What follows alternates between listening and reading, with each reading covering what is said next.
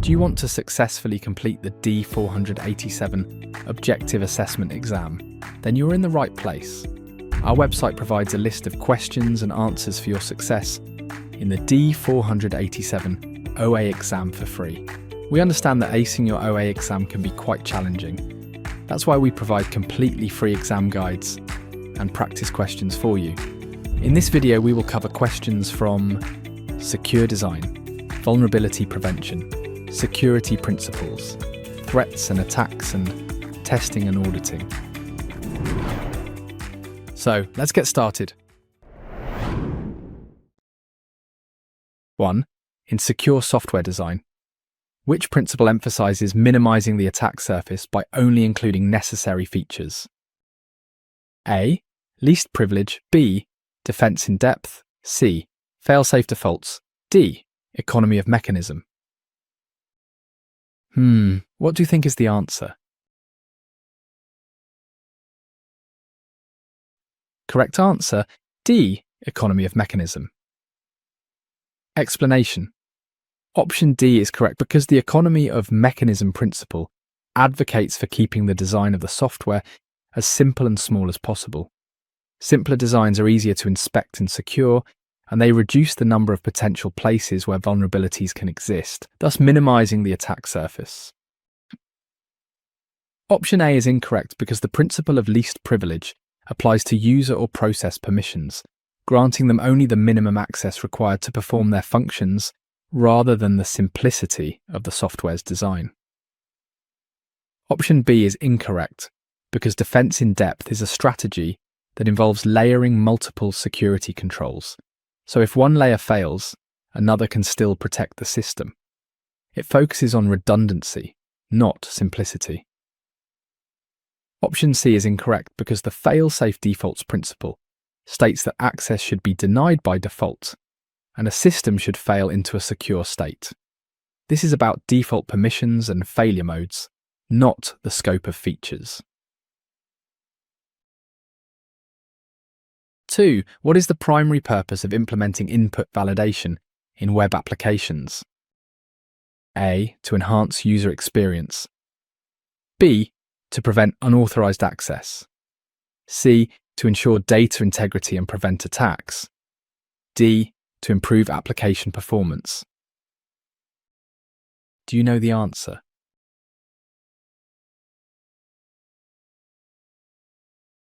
Correct answer, C. To ensure data integrity and prevent attacks. Explanation. Option C is correct because input validation is a critical security control that checks all data coming into an application. It ensures the data is safe, well-formed, and meets expected criteria, which protects against a wide range of attacks like SQL injection and XSS, and preserves the integrity of the application's data. Option A is incorrect because while well-designed validation can provide helpful feedback to users, its primary purpose is security. Poorly implemented validation can actually harm the user experience. Option B is incorrect because authentication and authorization mechanisms are what directly prevent unauthorized access. While a lack of input validation could lead to an attack that grants unauthorized access, its direct purpose is to vet the data itself. Option D is incorrect because input validation adds a small processing step, so it does not improve application performance. The security benefits it provides are considered essential and far outweigh the minor performance cost. 3. Which of the following is a common security vulnerability associated with improper error handling? A. Buffer overflow. B. Information leakage. C. Denial of service. D. Cross-site scripting. Can you guess the answer?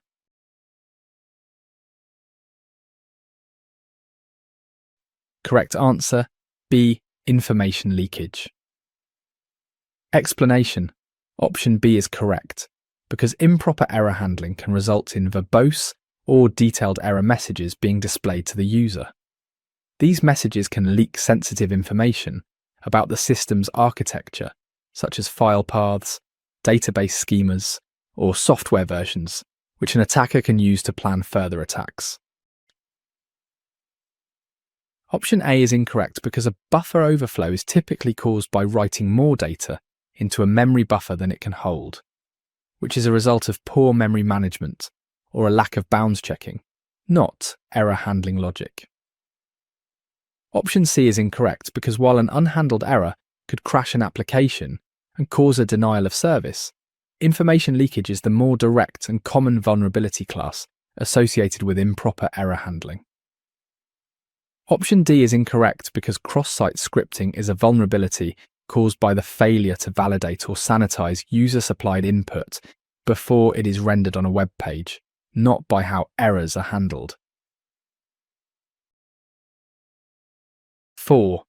What is the term for a security mechanism that requires more than one form of verification before granting access?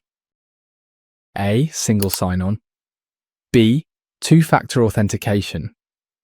C. Biometric verification. D. Role-based access control.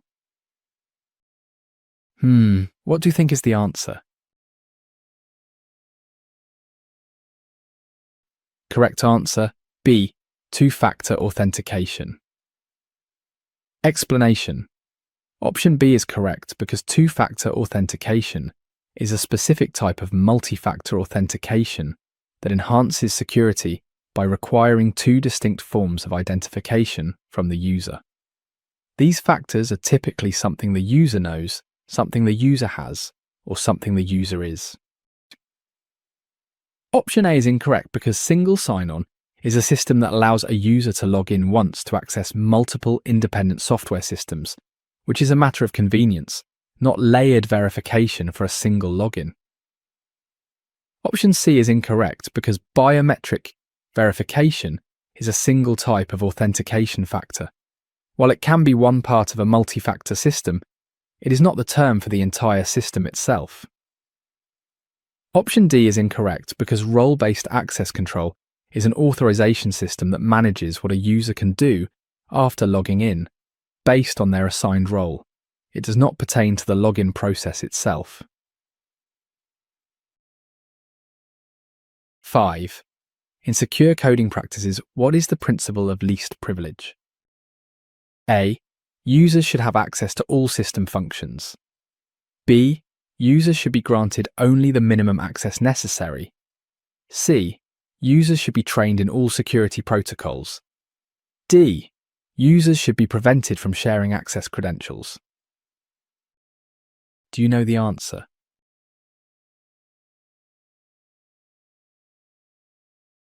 Correct answer, B. Users should be granted only the minimum access necessary. Explanation. Option B is correct because the principle of least privilege dictates that a user, program, or process should only have the bare minimum permissions required to perform its specific, authorized tasks. This minimizes the potential damage from an accident, error, or security breach. Option A is incorrect because it is the opposite of the principle of least privilege and represents a significant security risk. Option C is incorrect because training users in security protocols is a good practice for security awareness, but it is not the definition of the principle of least privilege. Option D is incorrect because preventing the sharing of credentials is a fundamental security policy, but it is distinct from the principle of least privilege, which deals with the scope of permissions assigned to those credentials. 6. What type of attack exploits vulnerabilities in software to gain unauthorized access to a system? A. Social engineering. B. Phishing. C. Exploit. D. Man in the middle. What do you think is the answer? Correct answer, C. Exploit. Explanation. Option C is correct because an exploit is a piece of code, a sequence of commands, or a technique that takes advantage of a specific bug or vulnerability in a software application or system to cause unintended or unanticipated behavior, such as gaining control or access.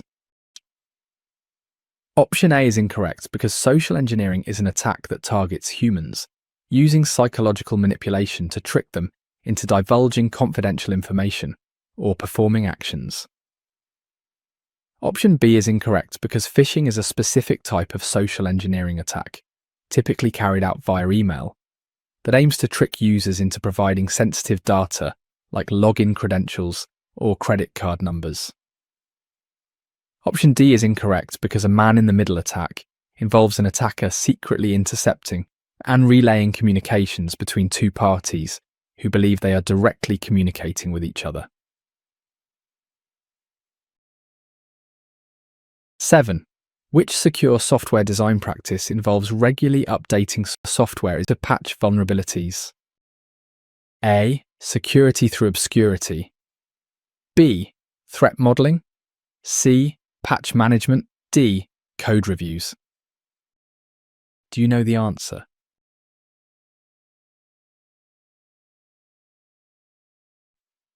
Correct answer, C. Patch management. Explanation. Option C is correct because patch management is the systematic process of identifying, acquiring, testing, and installing software updates or patches to address security vulnerabilities and other bugs in software and systems. Option A is incorrect because security through obscurity is the practice of trying to achieve security by hiding implementation details, which is generally considered an ineffective and unreliable strategy. Option B is incorrect because threat modeling is a proactive process of identifying potential threats and vulnerabilities early in the design phase to prioritize security efforts. Option D is incorrect because code reviews involve manually or automatically inspecting source code to find bugs and security flaws before the software is released, which is different from updating software that is already deployed. 8. In the context of secure software development, what does the term security by design refer to? A. Adding security features after development. B. Integrating security at every phase of the development process. C. Relying on external security tools. D. Using open source libraries for security. Can you guess the answer?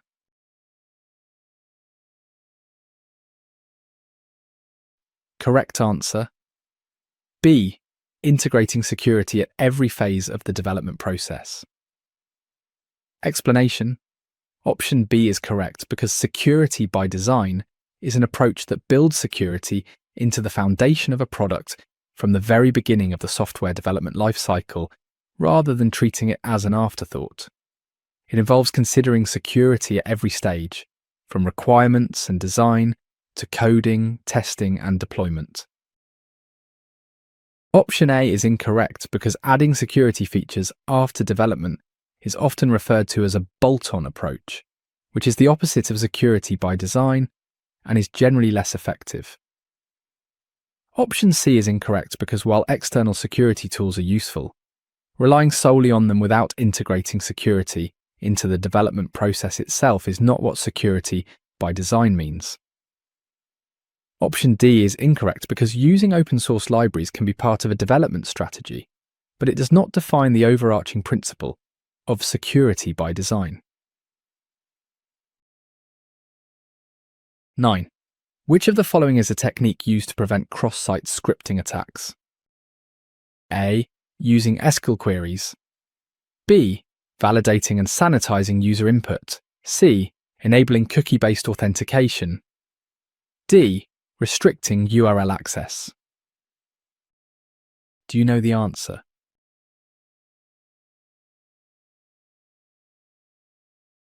Correct answer, D. Validating and sanitizing user input. Explanation.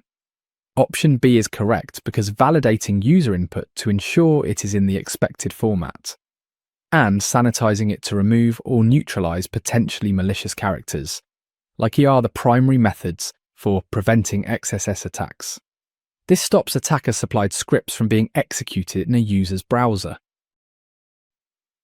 Option A is incorrect because using SQL queries relates to database interaction, and is relevant to preventing SQL injection attacks, not XSS. Option C is incorrect because while cookies are used for authentication and session management, simply enabling them does not prevent XSS. In fact, XSS attacks are often used to steal session cookies. Option D is incorrect because restricting URL access is a form of authorization, controlling which pages a user can visit, but it does not prevent malicious content from being injected into those pages. 10.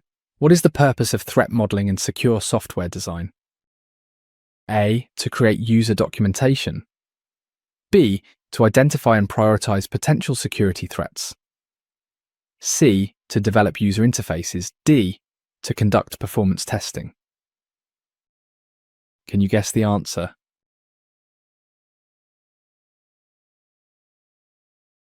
Correct answer, B. To identify and prioritize potential security threats.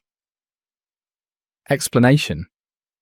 Option B is correct because threat modeling is a structured process used to identify potential security threats to an application, quantify their seriousness, and prioritize them for mitigation. It helps developers to think like an attacker and build defenses proactively. Option A is incorrect because creating user documentation is a technical writing task focused on explaining how to use the software.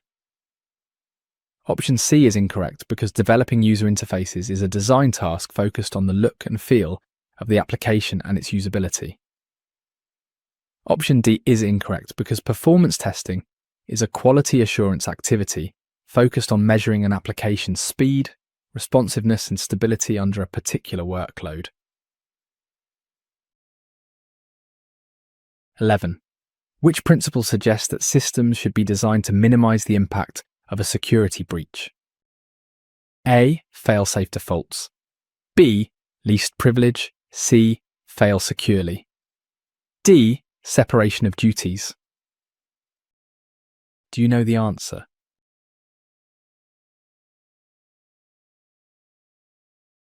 Correct answer, C. Fail securely.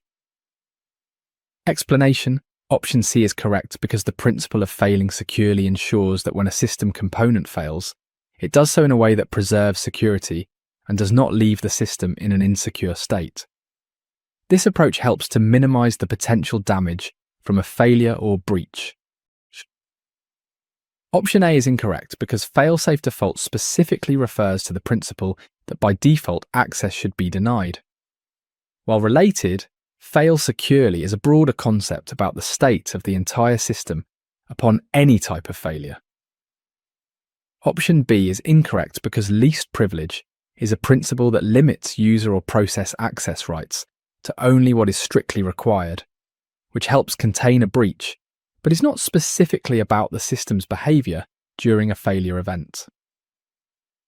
Option D is incorrect because separation of duties is a policy that prevents a single individual from having control over all aspects of a critical task, requiring collaboration and thus preventing fraud or error. 12. What is a critical benefit of using secure coding standards? A. Reduced development costs. B. Improved code readability. C. Enhanced security posture. D. Faster deployment. What do you think is the answer? Correct answer, C. Enhanced security posture. Explanation. Option C is correct because the primary benefit of adhering to secure coding standards is the creation of software that is more resilient to attack. By consistently applying best practices, developers can prevent common vulnerabilities, significantly enhancing the application's overall security posture.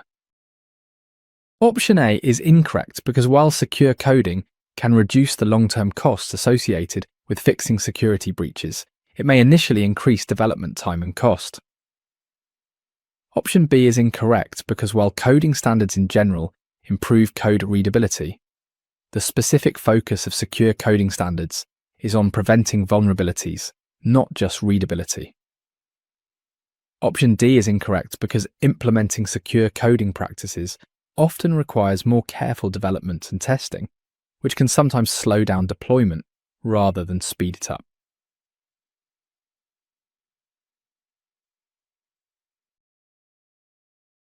(13) In secure software design, what does the term input sanitization refer to? A. Allowing all user input. B. Filtering and validating input to prevent malicious data. C. Encrypting user input. D. Storing user input securely. Do you know the answer?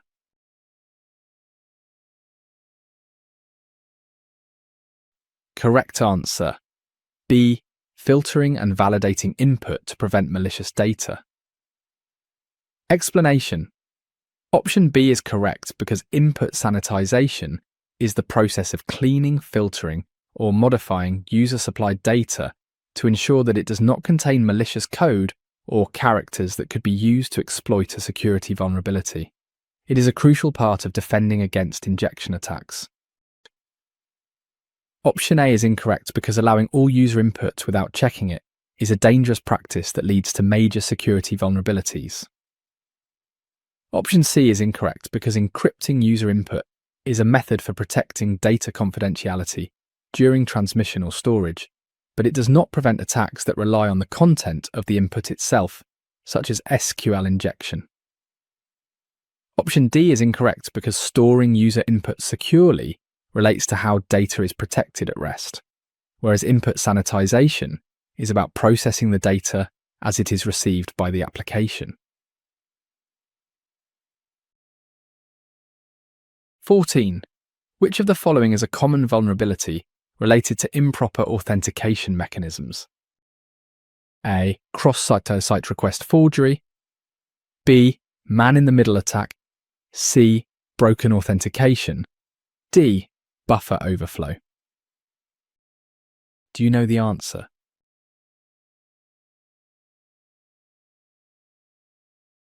Correct answer. C. Broken authentication. Explanation. Option C is correct because broken authentication is a broad category of vulnerabilities that occur when authentication and session management functions are implemented incorrectly.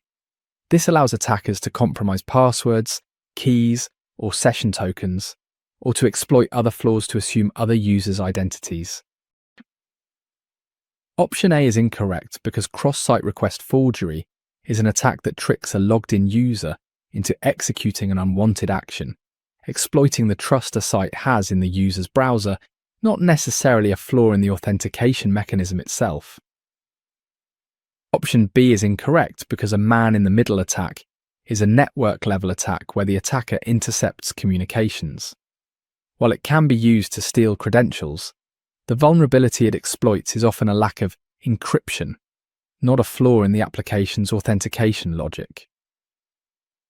Option D is incorrect because a buffer overflow is a memory safety vulnerability and is not directly related to authentication mechanisms. 15. What is the primary goal of a security audit? A. To assess system performance. B. To evaluate the effectiveness of security controls. C. To ensure compliance with licensing agreements. D. To improve user satisfaction. Do you know the answer?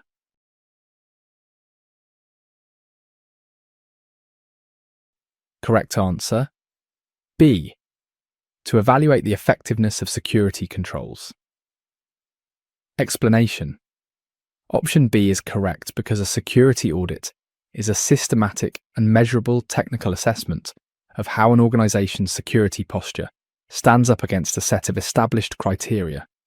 Its primary goal is to verify that security controls are in place, effective, and compliant with policies and regulations. Option A is incorrect because assessing system performance is the goal of performance testing, not a security audit. Option C is incorrect because ensuring compliance with licensing agreements is typically the focus of a software license audit. Option D is incorrect because improving user satisfaction is generally a goal of usability testing or user experience research. 16. What does the principle of defense in depth entail? A. Relying on a single layer of security. B. Employing multiple overlapping security measures. C. Using only hardware firewalls. D. Reducing security features to streamline performance. Can you guess the answer?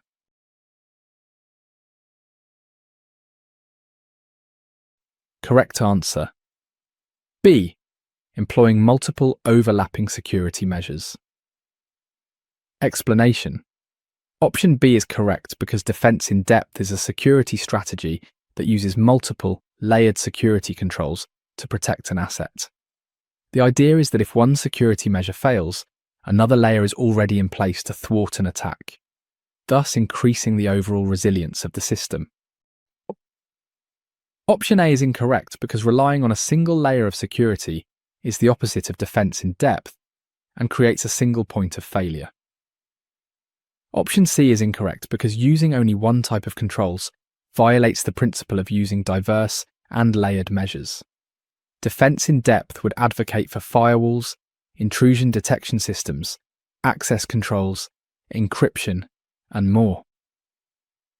Option D is incorrect because defense in depth generally involves adding, not reducing, security features to create the necessary layers of protection.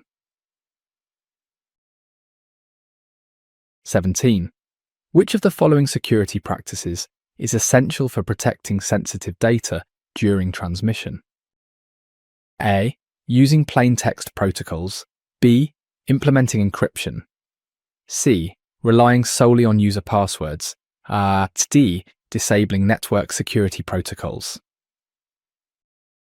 Can you guess the answer?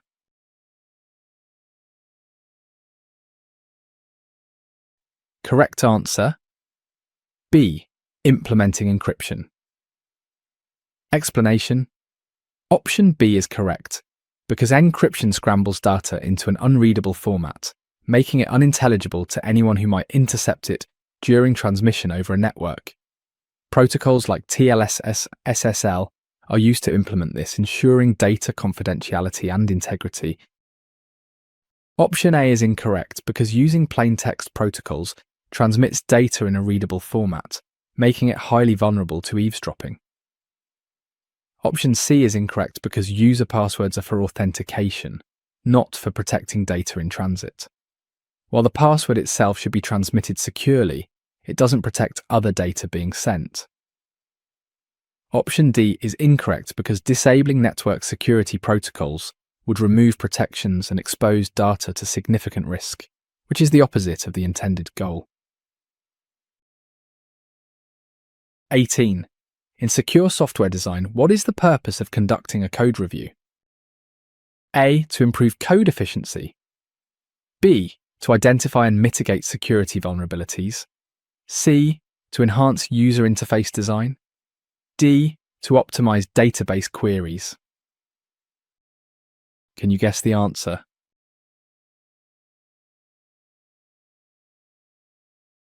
Correct answer. B. To identify and mitigate security vulnerabilities. Explanation. Option B is correct because a primary purpose of a security-focused code review is to have one or more people examine the source code to find and fix security flaws, logic errors, and violations of secure coding standards before the code is deployed. Option A is incorrect because while code reviews can sometimes identify opportunities to improve efficiency, their main security purpose is to find vulnerabilities, not optimize performance. Option C is incorrect because user interface design is a separate discipline focused on the visual and interactive aspects of the software, not the underlying source code security.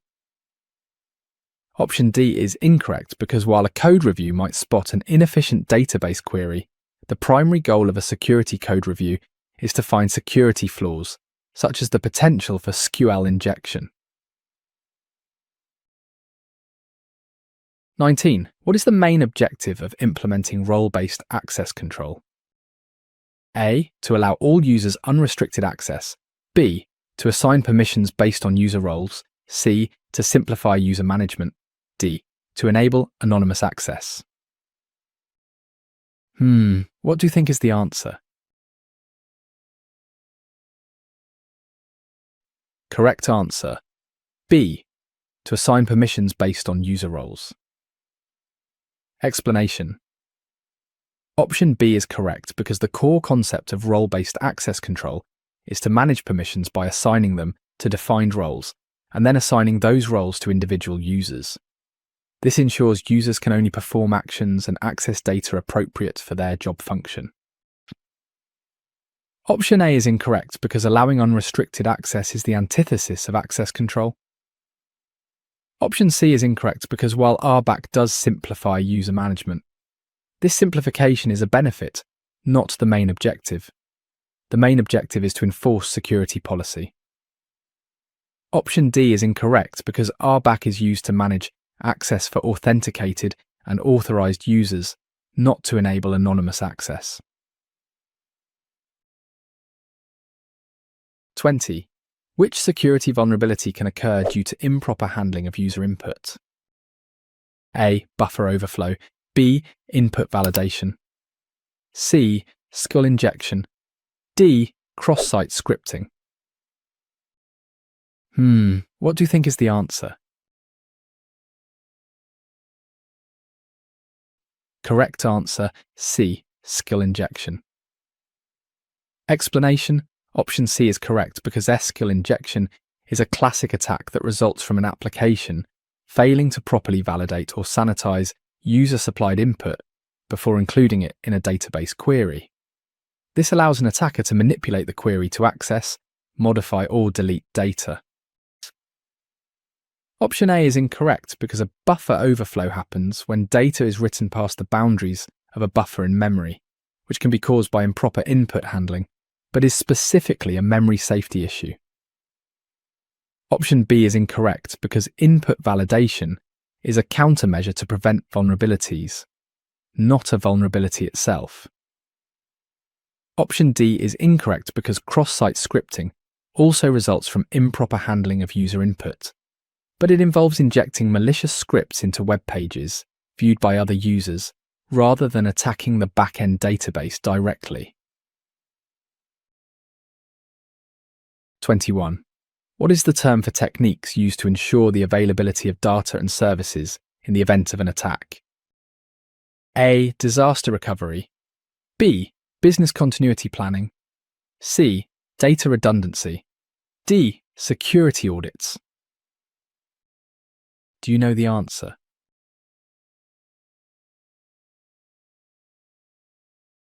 Correct answer, B.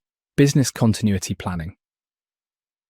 Explanation. Option B is correct because business continuity planning is a comprehensive process for creating a system of prevention and recovery to ensure that an organization's critical business functions can continue during and after a disaster or disruptive event, such as a cyber attack.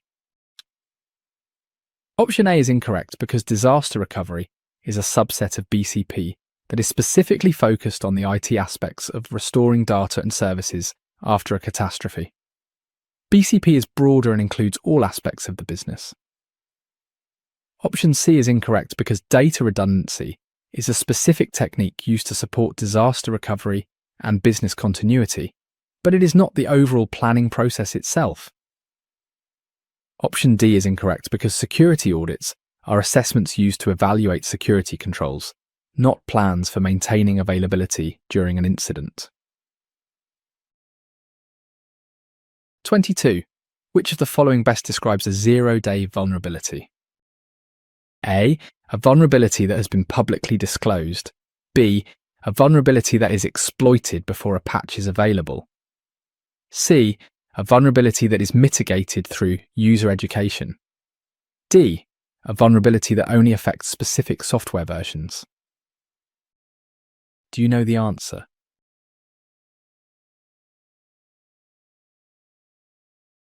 Correct answer, B. A vulnerability that is exploited before a patch is available. Explanation. Option B is correct because a zero-day vulnerability is a flaw in software or hardware that is unknown to the party responsible for patching it. The term zero-day refers to the fact that the vendor has had 0 days to create a patch to fix the problem when it is first exploited by attackers. Option A is incorrect because once a vulnerability is publicly disclosed, it is no longer considered a 0 day in the same sense, as the vendor is now aware of it. Option C is incorrect because 0 day vulnerabilities are technical flaws in software that cannot be mitigated by user education alone. They require a software patch. Option D is incorrect because while most vulnerabilities affect specific software versions, this characteristic does not define what makes one a 0 day. 23. What is the function of a web application firewall? A. To monitor network traffic. B. To filter and monitor HTTP traffic to and from a web application. C. To encrypt data in transit. D. To manage user sessions. Can you guess the answer?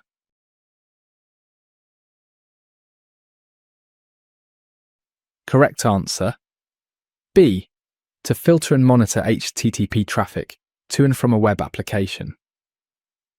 Explanation. Option B is correct because a web application firewall is specifically designed to sit in front of web applications and inspect HTTPS traffic. It applies a set of rules to identify and block malicious traffic, such as SQL injection and cross-site scripting before they reach the application. Option A is incorrect because this is too general. A traditional network firewall or an intrusion detection system monitors network traffic, but a WAF is specialized for web application traffic.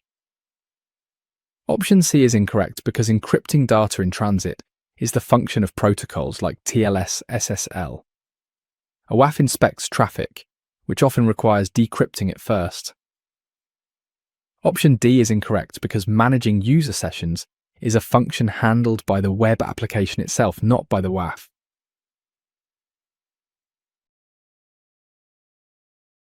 (24) Which security model enforces access controls based on security clearances and classifications? A. Discretionary access control. B. Role-based access control. C. Mandatory access control. D. Attribute-based access control. Do you know the answer?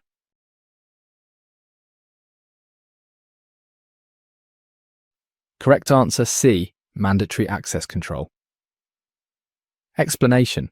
Option C is correct because in a mandatory access control model, the operating system enforces access control based on security labels. Subjects are given security clearances and objects are given security classifications. Access is granted only if the subject's clearance is appropriate for the object's classification. Option A is incorrect because in discretionary access control, the owner of a resource determines who is allowed to access it. Option B is incorrect because role-based access control grants access based on a user's job function or role within an organization. Option D is incorrect because attribute-based access control grants access based on a combination of attributes of the user, resource, environment, and action being requested. 25. What is the primary purpose of using secure sockets layer or transport layer security? A. To provide data integrity. B. To ensure secure data transmission over the internet. C. To enhance application performance. D. To enable user authentication. Do you know the answer?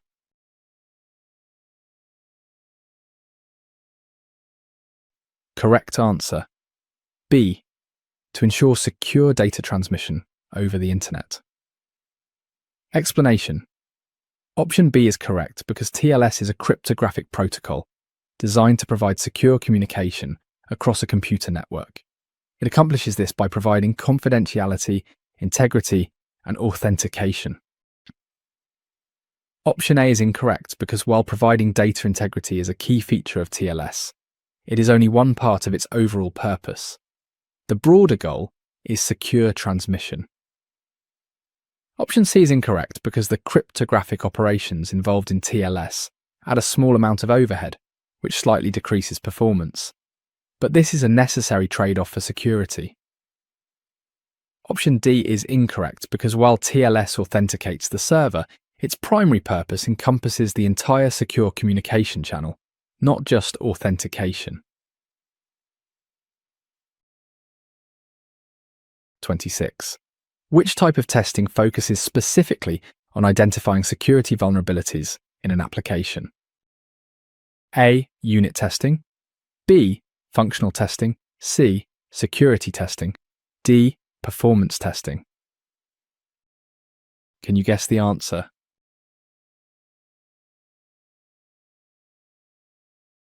Correct answer, C. Security testing. Explanation: Option C is correct because security testing is a type of software testing that is explicitly designed to uncover vulnerabilities, threats, and risks in a software application. It involves actively trying to break the application's security mechanisms to ensure it is resilient to attack. Option A is incorrect because unit testing focuses on testing individual components, or units, of source code to ensure they work as expected in isolation. Option B is incorrect because functional testing verifies that the application behaves according to its specified functional requirements. That is, that it does what it is supposed to do. Option D is incorrect because performance testing evaluates how a system performs in terms of responsiveness and stability under a particular workload. 27. What is a primary advantage of conducting security training for employees? A. To improve coding skills. B. To reduce operational costs. C. To increase awareness of security threats. D. To enhance software development speed. What do you think is the answer? Correct answer, C. To increase awareness of security threats. Explanation: Option C is correct because the primary goal of security awareness training is to educate employees about cyber threats like phishing, social engineering, and malware. This increased awareness helps them to recognize and avoid potential security incidents, strengthening the organization's human firewall. Option A is incorrect because general security training for all employees does not focus on technical coding skills. That would be specialized training for developers. Option B is incorrect because while effective training can reduce costs associated with security breaches in the long run, its primary advantage is risk reduction through awareness. Option D is incorrect because security training does not directly enhance the speed of software development. 28. Which of the following is a potential consequence of a data breach? A. Increased customer trust. B. Financial loss. C. Improved software performance. D. Enhanced brand reputation. What do you think is the answer? Correct answer, B. Financial loss. Explanation: Option B is correct because a data breach can lead to severe financial losses from multiple sources, including regulatory fines, the cost of remediation, legal fees from lawsuits, and loss of business due to reputational damage. Option A is incorrect because a data breach almost always severely damages customer trust. It does not increase it. Option C is incorrect because a data breach has no positive impact on software performance.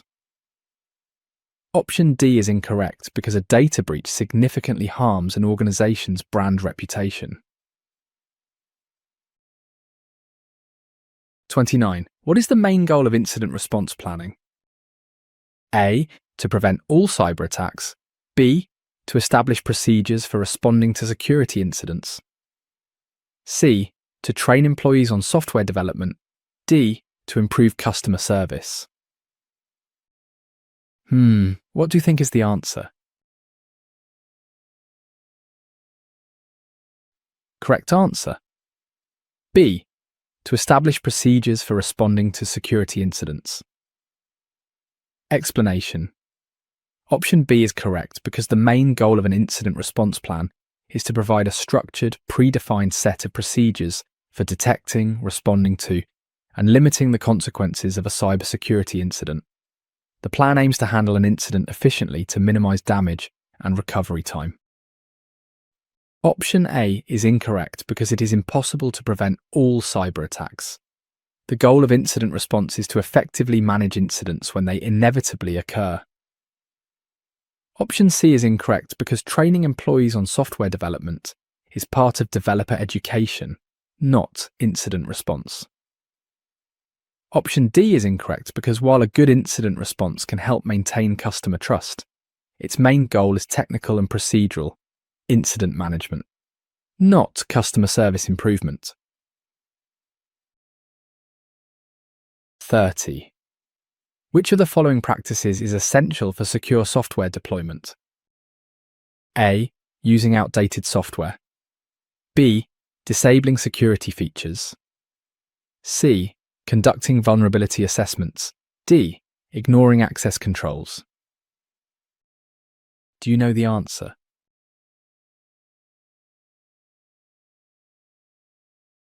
Correct answer. C. Conducting vulnerability assessments. Explanation. Option C is correct because conducting a vulnerability assessment or scan before deploying software is an essential step to identify and remediate any last-minute security weaknesses. This helps ensure that the application being pushed to production is as secure as possible. Option A is incorrect because using outdated software or libraries is a major security risk, as they often contain known, unpatched vulnerabilities. Option B is incorrect because disabling security features during deployment would leave the application exposed and vulnerable to attack. Option D is incorrect because properly configuring and enforcing access controls is a critical part of a secure deployment. 31. What is the purpose of a security policy in an organization? A. To define user roles and responsibilities. B. To outline the organization's approach to security. C. To establish performance metrics. D. To improve customer relations. What do you think is the answer? Correct answer? B. To outline the organization's approach to security. Explanation. Option B is correct because a security policy is a high-level document that defines an organization's security goals and outlines the rules, principles, and procedures necessary to protect its assets. It provides the framework for all other security measures. Option A is incorrect because while defining user roles and responsibilities is a part of implementing a security policy, the policy's overall purpose is to set the entire approach and strategy for security. Option C is incorrect because establishing performance metrics is typically part of service level agreements or operational management, not a high-level security policy. Option D is incorrect because a security policy is an internal document focused on risk management, not an external document for customer relations.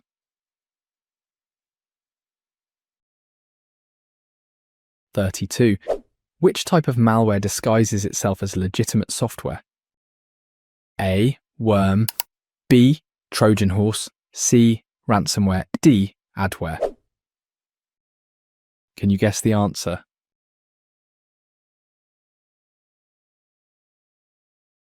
Correct answer, B. Trojan horse.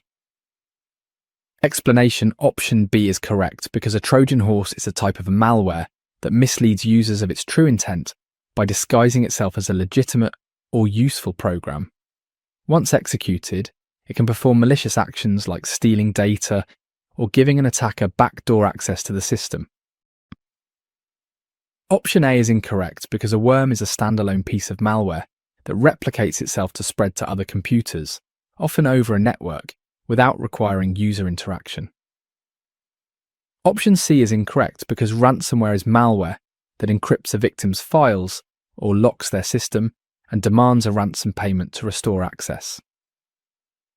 Option D is incorrect because adware is software that is designed to display unwanted advertisements on a user's computer. 33. What is the function of a digital certificate? A. To encrypt data in transit. B. To verify the identity of an entity. C. To provide a backup of data. D. To monitor network traffic. Can you guess the answer?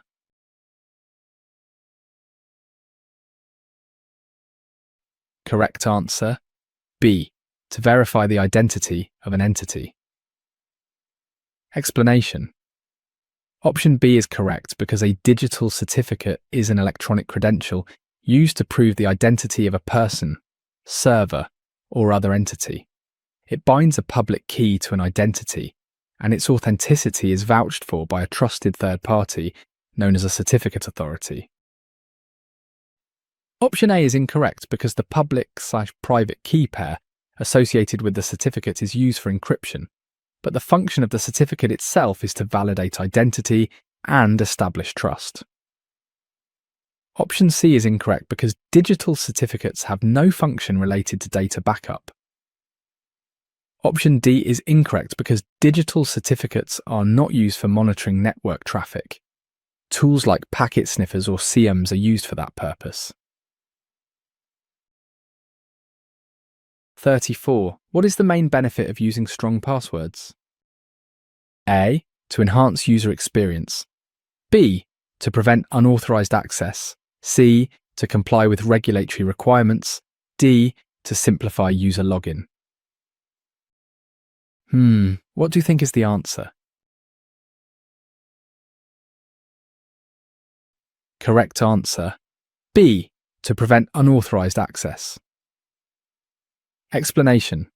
Option B is correct because the primary benefit of a strong password is that it is much harder for attackers to guess or crack using brute force or dictionary attacks.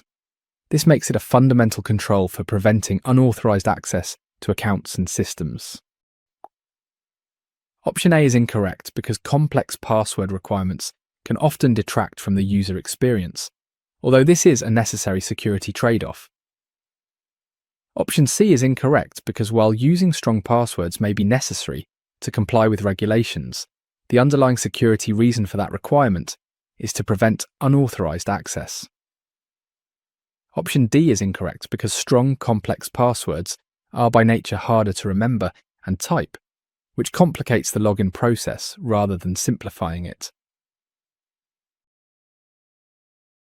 35. Which security principle emphasizes the need to document all security policies and procedures? A. Accountability. B. Least privilege. C. Defense in depth. D. Fail-safe defaults. Do you know the answer?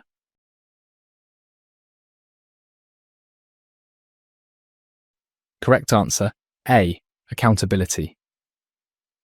Explanation. Option A is correct because accountability ensures that actions can be traced back to a specific individual or entity. Documenting policies and procedures is a key part of this, as it establishes clear expectations and rules.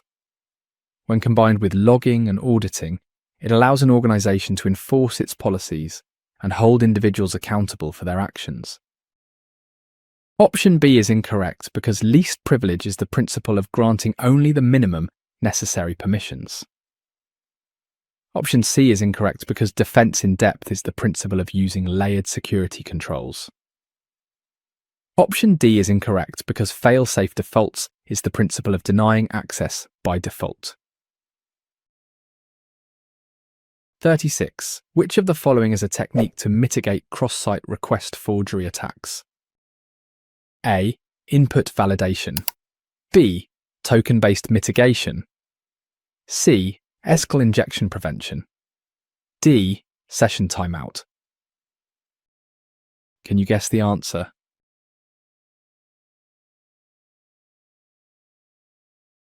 Correct answer, B.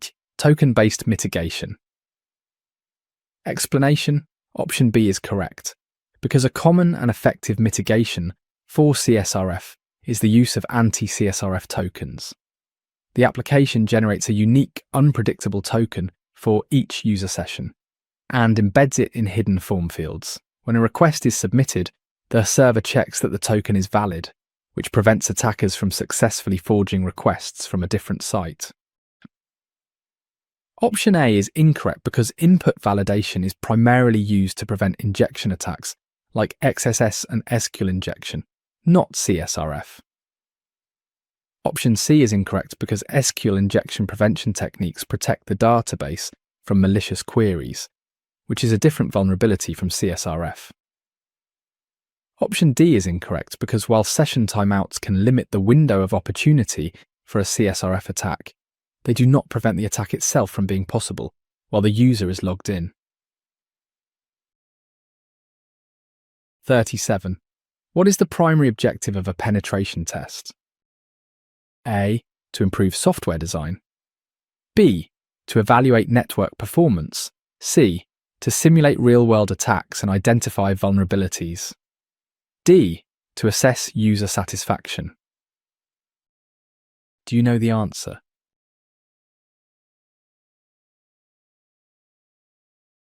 Correct answer: C. To simulate real-world attacks and identify vulnerabilities. Explanation: option C is correct because the primary objective of a penetration test is to actively simulate an attack on a computer system, network, or web application to find security vulnerabilities that an attacker could exploit. It is a practical, hands-on assessment of an organization's security posture. Option A is incorrect because while the findings from a pen test can be used to improve future software design, the immediate objective is to find existing vulnerabilities. Option B is incorrect because evaluating network performance is the goal of load or stress testing, not penetration testing. Option D is incorrect because assessing user satisfaction is the domain of usability studies and user experience research. 38. What is the term for the practice of conducting a thorough examination of an organization's security posture? A. Security audit. B.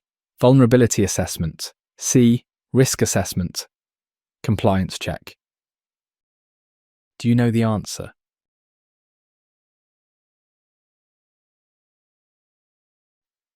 Correct answer: A. Security audit.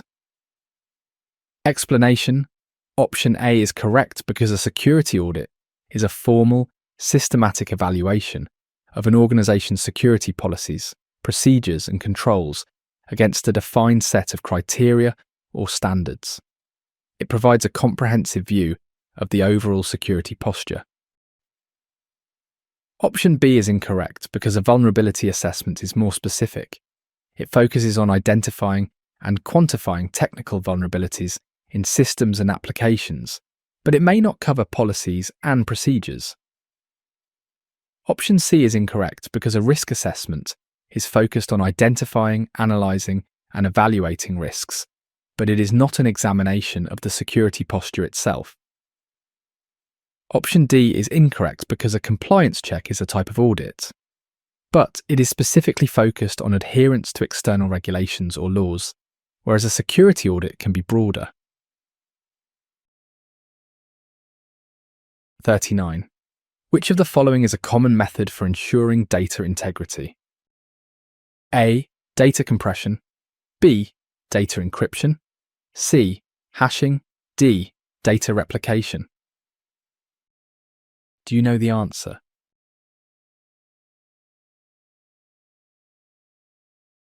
Correct answer: C. Hashing. Explanation: option C is correct because hashing is a process that generates a unique, fixed-size string of characters from a piece of data. If the data is altered in any way, even by a single bit, the hash value will change completely. By comparing the hash of received data to its original hash, one can verify its integrity and ensure it has not been tampered with.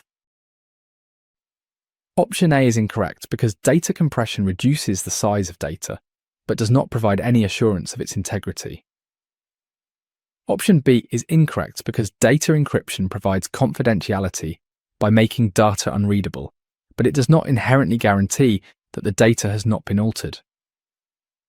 Option D is incorrect because data replication creates copies of data to ensure availability, not to verify its integrity. 40. What is the function of a security information and event management system? A. To perform data backups. B. To analyze security alerts in real time. C. To manage user access rights. D. To conduct vulnerability scans. Can you guess the answer?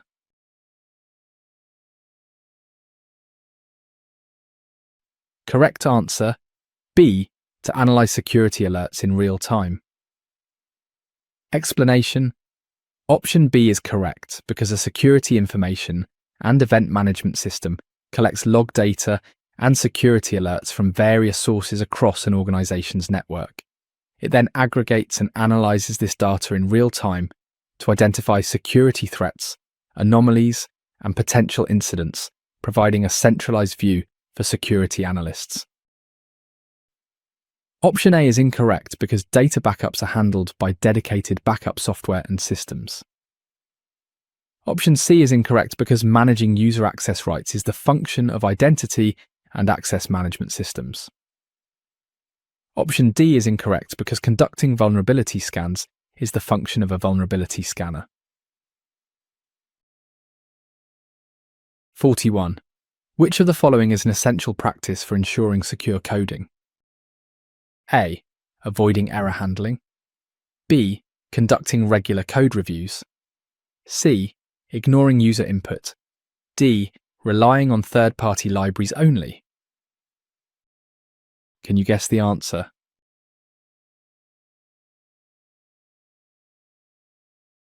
Correct answer, B. Conducting regular code reviews. Explanation.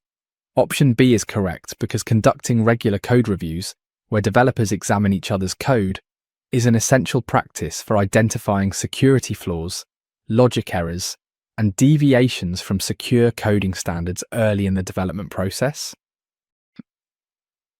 Option A is incorrect because proper error handling is crucial for security. Avoiding it can lead to system instability and information leakage. Option C is incorrect because ignoring user input is impossible for most applications, and failing to validate and sanitize user input is a primary cause of major security vulnerabilities. Option D is incorrect because relying solely on third-party libraries is not a secure practice. These libraries must also be vetted for security and kept up to date.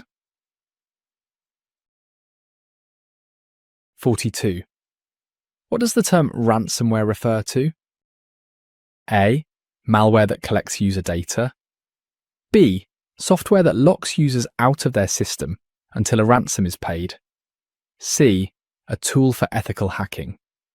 D. A method for securing data. What do you think is the answer? Correct answer, B. Software that locks users out of their system until a ransom is paid. Explanation. Option B is correct because ransomware is a type of malicious software that works by encrypting a victim's files or locking their entire computer system. The attacker then demands a ransom payment, usually in cryptocurrency, in exchange for the decryption key or to unlock the system. Option A is incorrect because malware that collects user data without their knowledge is typically classified as spyware or an info stealer. Option C is incorrect because a tool for ethical hacking is used by security professionals to find vulnerabilities, not to extort money from victims. Option D is incorrect because ransomware is a threat to data security, not a method for securing data. 43. What is a common method used to protect against brute force attacks? A. Implementing strong passwords. B. allowing unlimited login attempts. C. Disabling account lockout policies. D. Using weak password policies. What do you think is the answer? Correct answer. A. Implementing strong passwords. Explanation. Option A is correct, because strong passwords, which are long and complex, significantly increase the time and computational resources required for a brute force attack to succeed, making them a fundamental defense. Option B is incorrect because allowing unlimited login attempts is a configuration that enables and encourages brute force attacks. Option C is incorrect because disabling account lockout policies removes a key defense mechanism that is specifically designed to thwart brute force attacks by stopping repeated guesses. Option D is incorrect because using weak password policies makes accounts extremely vulnerable to brute force attacks, as the passwords are easy to guess. 44.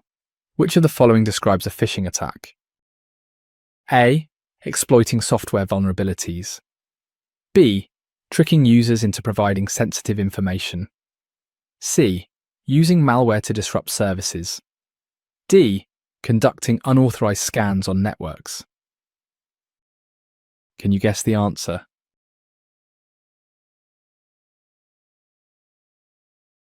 Correct answer, B. Tricking users into providing sensitive information. Explanation. Option B is correct because phishing is a type of social engineering attack where an attacker attempts to deceive people into revealing sensitive personal information, such as passwords, credit card numbers, or login credentials. This is often done through fraudulent emails, messages, or websites that appear to be from a legitimate source. Option A is incorrect because exploiting software vulnerabilities is a technical attack, whereas phishing is a psychological one that targets the user. Option C is incorrect because using malware to disrupt services is characteristic of a denial of service attack. Option D is incorrect because conducting unauthorized scans on networks is a reconnaissance technique used by attackers to find open ports and vulnerable services.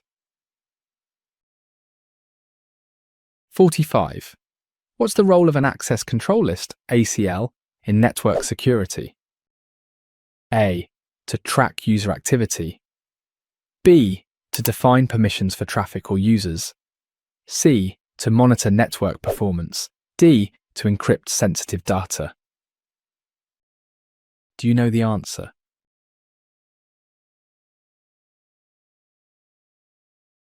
Correct answer, B. To define permissions for traffic or users. Explanation. Option B is correct because an access control list is a set of rules that specifies which users, groups, or network traffic sources are allowed or are denied access to a particular resource. On a firewall or router, an ACL filters traffic based on rules for source, destination, IP addresses, ports, and protocols. Option A is incorrect because tracking user activity is typically done through logging and monitoring systems, not ACLs. Option C is incorrect because monitoring network performance is the function of network monitoring tools, not access control lists. Option D is incorrect because encrypting sensitive data is handled by cryptographic protocols like TLS or IPsec, not by ACLs. 46. What is the purpose of using firewalls in network security? A. To enhance user experience. B. To filter incoming and outgoing network traffic. C. To improve network speed. D. To provide data storage. Can you guess the answer?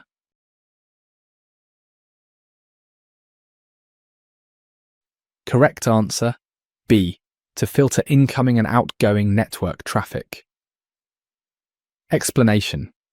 Option B is correct because a firewall is a network security device that acts as a barrier between a trusted internal network and an untrusted external network, Its primary purpose is to monitor and control network traffic based on a set of predefined security rules, allowing legitimate traffic while blocking malicious or unauthorized traffic. Option A is incorrect because firewalls, by blocking certain traffic, can sometimes negatively impact user experience if not configured correctly. Their purpose is security, not UX enhancement. Option C is incorrect because the process of inspecting traffic adds a small amount of latency, so a firewall does not improve network speed. Option D is incorrect because firewalls are security devices and do not provide data storage. 47. Which of the following best describes the term malware? A. Software designed to improve system performance.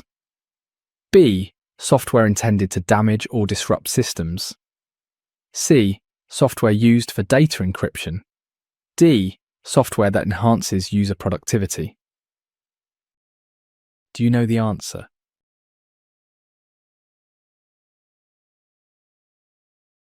Correct answer: B. Software intended to damage or disrupt systems.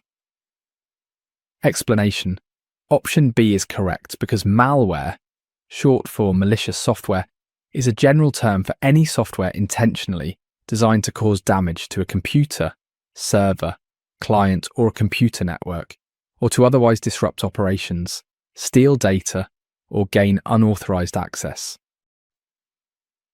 Option A is incorrect because software designed to improve system performance is known as utility or optimization software. Option C is incorrect because while some malware uses encryption for malicious purposes, encryption itself is a legitimate technology used for security. Option D is incorrect because software that enhances user productivity is known as application software. 48. What is the primary focus of a risk assessment in cybersecurity? A. To eliminate all risks. B. To identify, evaluate, and prioritize risks. C. To improve software usability. D. To enhance user productivity. Can you guess the answer?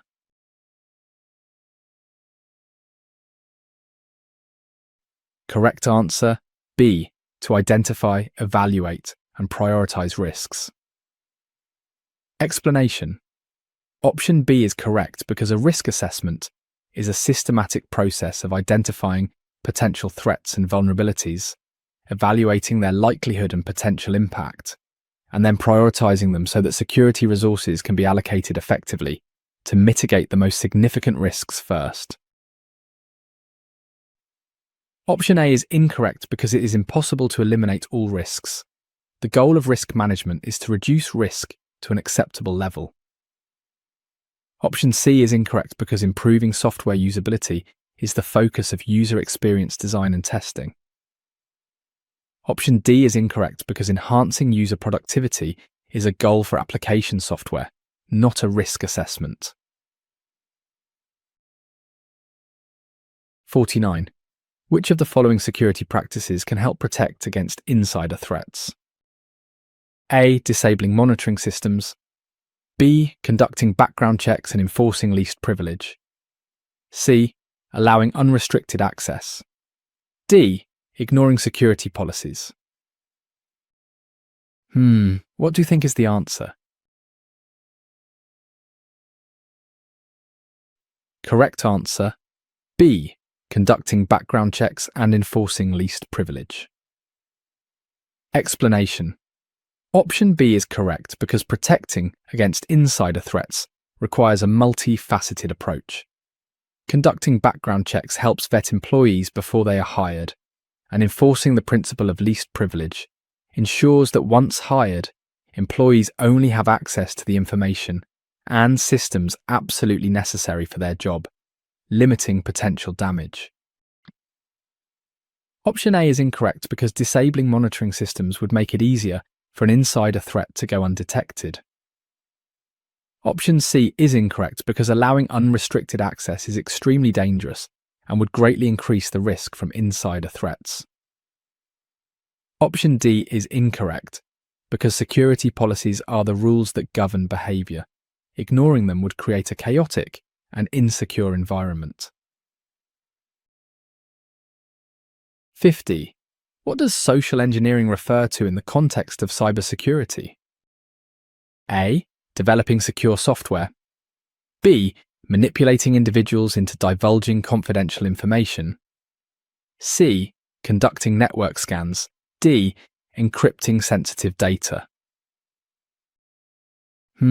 What do you think is the answer? Correct answer, B. Manipulating individuals into divulging confidential information. Explanation. Option B is correct because social engineering is the art of psychological manipulation to trick people into performing actions or divulging confidential information. Unlike technical hacking, it exploits human trust, curiosity, or fear to bypass security controls. Phishing is a common example. Option A is incorrect because developing secure software is a technical discipline focused on building resilient systems. Option C is incorrect because conducting network scans is a technical reconnaissance method for finding weaknesses in systems, not people. Option D is incorrect because encrypting sensitive data is a technical security controls used to protect information. You have reached the end of our first question set. For the free complete exam preparation, visit our website link in the description, where you find thousands more practice questions and comprehensive study guides. Thanks for studying with us today. See you in the next video.